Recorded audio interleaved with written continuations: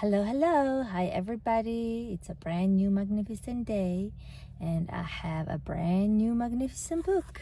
And indeed, the name of this book is The Most Magnificent Thing by Ashley Spires.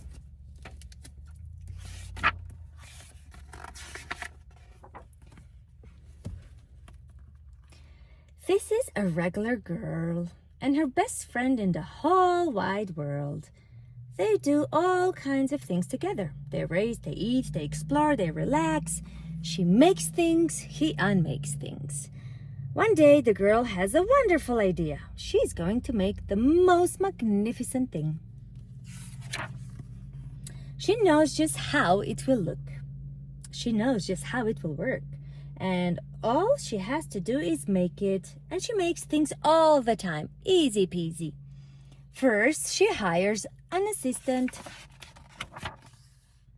Next, they gather their supplies. They set up somewhere out of the way and get to work. The girl tinkers and hammers and measures, while her assistant pounces and growls and chews. When she's finished, she steps back to admire her work. She walks around one side. Her assistant examines the other side. It doesn't look right. Her assistant picks it up and gives it a shake. It doesn't feel right either. They're shocked to discover that the thing isn't magnificent or good. It isn't even kind of sort of okay. It is all wrong. The girl tosses it aside and gives it another go. She smooths and wrenches and fiddles. Her assistant circles and tugs and wags. When she's finished, she stands up and takes a long look at it. Her assistant gives it a nudge with his paw. The thing is still wrong. She decides to try again. The girl saws and glues and adjusts. She stands and examines and stares. She twists and tweaks and fastens. She fixes and straightens and studies. She tries all different ways to make it better. She makes it square. She makes it round.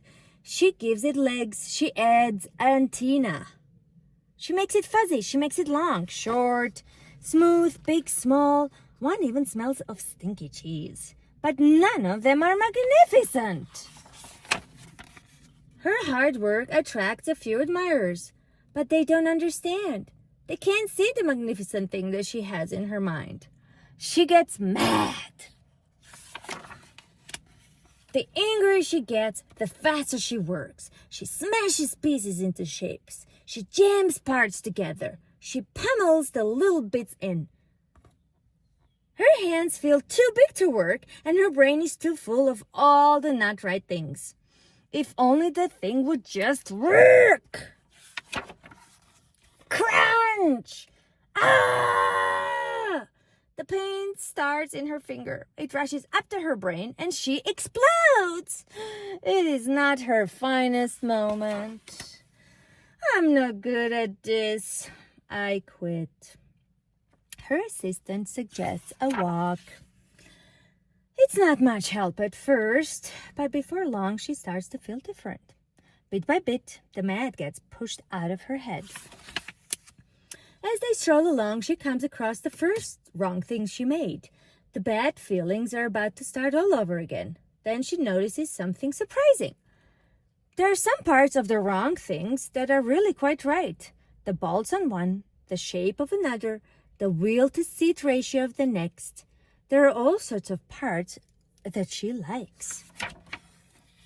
By the time she reaches the end of the trail, she finally knows how to make the thing magnificent. She gets to work. She works carefully and slowly, tinkering, hammering, twisting, fiddling, gluing, painting.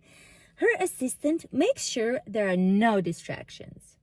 This is the perfect thing to ward off bears.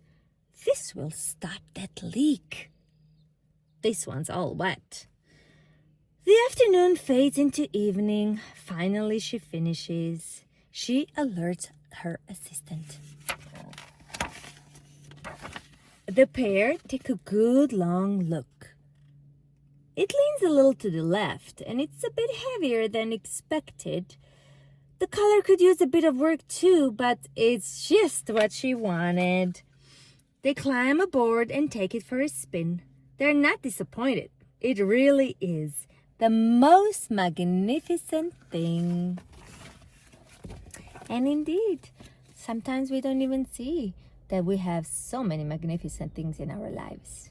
So we have to take a second look, and we have to keep going and keep trying. Alrighty, you all. Well, thank you so much for listening again. You can reach me at my website, www.antoniast.com. Take care.